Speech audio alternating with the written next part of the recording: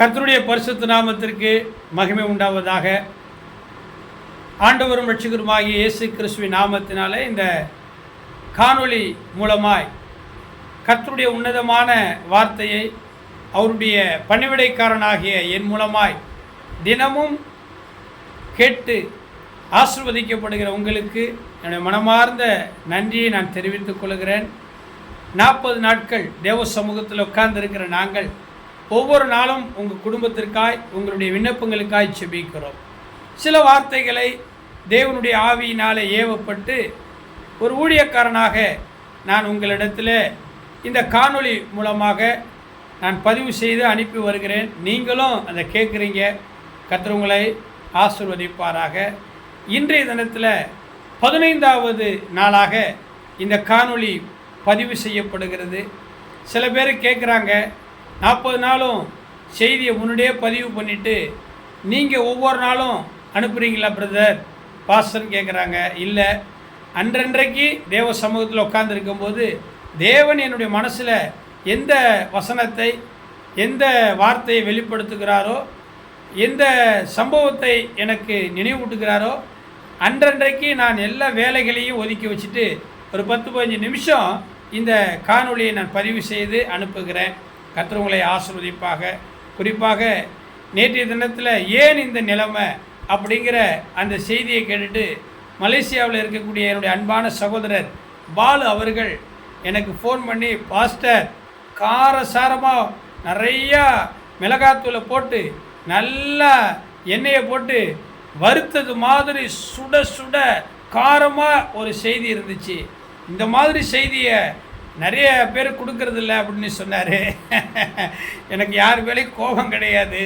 யாரையும் ஒரு குற்றப்படுத்த வேண்டும் அப்படிங்கிறதுக்காகலாம் கர்த்தருடைய வார்த்தைகளை எடுக்கிறது கிடையாது. ஏன் அப்படின்னு சொன்னால், ஒரு அருமையான தேவனை ஏற்றுக்கொண்டு நம்ம வீணாக போகிறோம் இல்லையா, அதை நினச்சி தான் கொஞ்சம் வருத்தத்தில் சத்தமாக சில நேரத்தில் பேசுகிறோம். உங்களுக்கு அந்த வார்த்தை பிடிச்சிருக்குது பிரதர் பாலு, உங்களையும் உங்களுடைய மனைவி பிள்ளைகளையும் ஆசீர்வதிப்பார். தொடர்ந்து நான் எல்லா தேசத்தினுடைய எல்லா சகோதர சகோதரிகள் ஊழியர்களுக்காக செபிக்கிறேன்.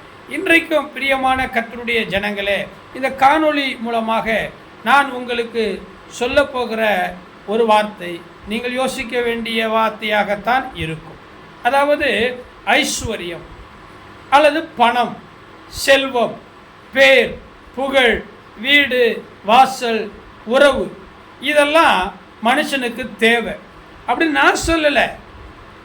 தெய்வமே ஆதாம் ஏவாள் உருவாகிறதுக்கு முன்னாடியே தேவன் தம்முடைய சாயலில் மனுஷனை உருவாகுவதற்கு முன்பதாகவே நமக்கு எல்லாவற்றையும் சிருஷ்டித்தார். இது வேதம் சொல்லுது. ஏன் மனுஷனுக்கு இதெல்லாம் தேவைன்னு சொல்லு. அதனால் ஐஸ்வர்யம் வேண்டாம், பணம் வேண்டாம், வீடு வேண்டாம் அப்படிலாம் ஆண்டவர் சொல்லலை. என் பிள்ளைங்க சந்தோஷமாக இருக்கணும், இந்த பூமியில் ஆண்டு பலுகி பெருகி அனுபவிக்கணுங்கிறதுக்காக தான் ஏதேன் தோட்டத்தையும் ஏதேன் தோட்டத்தில் உள்ள எல்லாவற்றையும் படைத்தார்.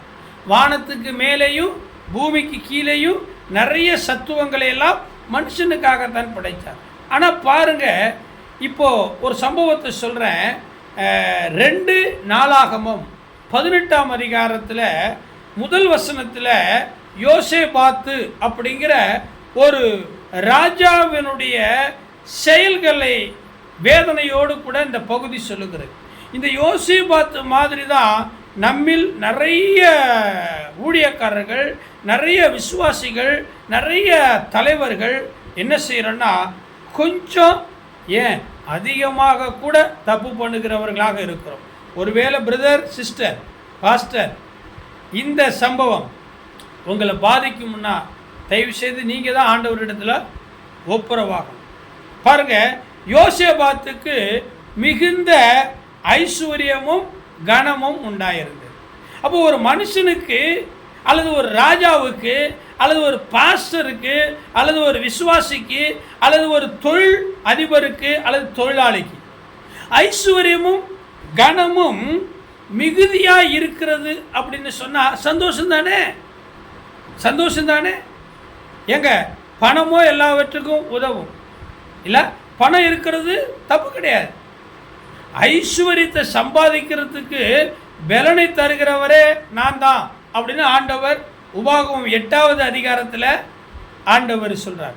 ஆனால் அதே நேரத்தில் என்னுடைய கை சாமர்த்தியம், என்னுடைய அறிவு தான் இந்த ஐஸ்வர்யத்தை சம்பாதித்தது, எனக்கு இந்த வீடு, பணம், பேர், புகழெல்லாம் தந்தது, நான் என்ன வேணாலும் பண்ணுவேன் அப்படின்னு நீங்கள் இஷ்டத்துக்கு பண்ணிங்கன்னா தான் பிரச்சனை. இந்த யோசேபாத்துடைய வாழ்க்கையை கொஞ்சம் திருப்பி பாருங்கள், கொஞ்சம் திருப்பி பாருங்களேன், சும்மா யதார்த்தமாக திருப்பி பாருங்களேன். ஐஸ்வர்யமும் கனமும் யோசேபாத்துக்கு மிகுதியாய் உண்டாயிருந்தது. யாரால் இது வந்தது? உங்களாலேயே வந்தது. பலத்தினாலும் அல்ல, பராக்கிரமத்தினாலும் அல்ல, தேவனுடைய ஆவியினால ஆகும் என்று நமக்கு வேதத்தில் சகரியாவின் மூலமாகவும் சொல்லப்பட்டிருக்கிறது. சரி பாருங்க, இந்த ஐஸ்வர்யத்தை, இந்த கனத்தை பெற்றுக்கொண்ட யோசேபாத்து என்ன செய்தான்? சம்பந்தம் கலந்தான். யார் கூட சம்பந்தம் கலந்தான்? யார் கூட ஃப்ரெண்ட்ஷிப் வைக்கக்கூடாதோ அவன் கூட சம்பந்தம் கலந்தான். பிரியமானவர்களே, நீங்கள் படித்தவங்க தானே, நீங்கள் என்ன படிச்சிருக்கிறீங்க? நீங்கள் சமுதாயத்தில் ஒரு அந்தஸ்துள்ள குடும்பம் இல்லை, நீங்கள் கணவன் ஆகிட்டீங்க, மனைவி ஆகிட்டீங்க, நீங்கள் தாயாயிட்டீங்க, தகப்பனாயிட்டீங்க. இன்றைக்கி சமுதாயத்தில் உங்களுக்குன்னு ஒரு பேர் இருக்குது, ஒரு அந்தஸ்து இருக்குது. நீங்கள் அறிவானவர்கள், 4 பேருக்கு பஞ்சாயத்து பண்ணுறீங்க, 4 பேருக்கு நல்லது கெட்டது சொல்லி கொடுத்துட்டே இது தப்பு இது சரிங்கிற இடத்துல இருக்கிற நீங்கள் யார் கூட சம்பந்தம் வச்சுக்கணும், யார் வீட்டில் பொண்ணு எடுக்கணும், யாருக்கு பொண்ணு கொடுக்கணும், இது கூட தெரியாமல் இருந்தீங்கன்னா என்னங்க அர்த்தம்? பாருங்கள், இங்கே என்ன சொல்லப்பட்டிருக்குது? யோசேபாத்துக்கு மிகுந்த ஐஸ்வர்யமும் கனமும் உண்டாயிருந்தது, அவன் ஆகாபோடு சம்பந்தம் கலந்து யுத்தத்துக்கு போகிறான். ஏங்க, இருளுக்கும் வெளிச்சத்துக்கும் சம்பந்தம் இருக்குதா? நீதிக்கும் அநீதிக்கும் ஒட்டுமா? அந்நிய நுகத்தில் நம்ம பிணைக்கப்படலாமா? உங்களுக்கு என்னங்க அவங்க கூட வேலை? பரியாசக்காரன் உட்கார்ற இடத்துல உங்களுக்கு என்னங்க வேலை? கிண்டல் கேலி பண்ணுறவங்கக்கிட்ட உங்களுக்கு என்னங்க வேலைங்க? இல்லை பிரதர், சும்மா போன பிரதர். பிரியமான கர்த்தருடைய ஊழியக்காரர்களே, கர்த்தருடைய விசுவாசிகளே, குடும்பத்தாரே, ஐஸ்வர்யமும் கனமும் மேன்மையும் ஆண்டவரால் தான் வருகிறது. இந்த யோசேபாத்துக்கு மிகுந்த ஐஸ்வர்யம் கனமும் இருந்தது. ஆனால் அவன் ஆகாபோடு கூட சம்பந்தம் கலந்து அவன் ஏதோ வனாந்தரத்தின் வழியாக யுத்தத்துக்கு போனான். என்ன ஆனது? வேஷம் மாற சொன்னார் இல்லை? இஸ்ரவேலின் ராஜாவாகி ஆகாபு நைஸாக பேசி வம்பள மாட்டி விட்டார். கூட இருந்தே குடி பறித்துட்டார். இவரும் வெளுத்ததெல்லாம் பால், மின்னுவதெல்லாம் பொண்ணு அப்படின்னு நினச்சிக்கிட்டு, ஸோ அவரும் ஒரு ராஜா, நம்மளும் ஒரு ராஜா, அவர் போய் நம்மளை வம்பள மாட்டிடக்கூடாதா? பிரச்சனைன்னு வந்துட்டா உங்களை தள்ளி விட்டுட்டு ஓட தான் பார்ப்பாங்க. உங்களுக்காக உயிரை கொடுப்பாங்க, உங்களுக்காக எல்லாவற்றையும் இழப்பாங்கன்னு நினைக்காதீங்க. அப்படி செய்யக்கூடியது ஒன்று ஆண்டவராக இயேசு கிறிஸ்துவாக இருக்கும், அல்லது உங்கள் அப்பா அம்மாவாக தான் இருக்கும். நம்முடைய நிழலையே நம்ப முடியாது. 5 வயசில் அண்ணன் தம்பின்னு சொல்கிறவங்க தான் 10 வயசில் பங்காளியாக மாறி உன்னோட பிரச்சனை போட்டு உன்னை போலீஸ் ஸ்டேஷனில் கொண்டு போய், பஞ்சாயத்தில் கொண்டு போய், கோர்ட்டில் கொண்டு போய் நிறுத்தி, ஒரு சின்ன சொத்துக்கு கோர்ட்டுக்கு போயிட்டு வக்கீல் வழக்கு வாய்தான்னு அலைய விடுறாங்க. யாரையுமே நம்ப முடியாதுங்க. ஒன்று நமக்காக ஜீவனை கொடுத்த ஆண்டவர் இயேசு கிறிஸ்துவை நம்பலாம்.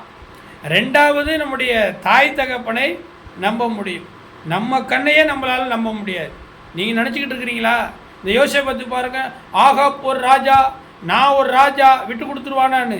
ஆனால் ஆகாபோடு சம்பந்தம் கலந்து ஏதோ மனாந்தரத்தின் வழியாக யுத்தத்துக்கு போகும்பொழுது யோசேபாத்து வேஷம் மாறி போனால் என்ன ஆனது?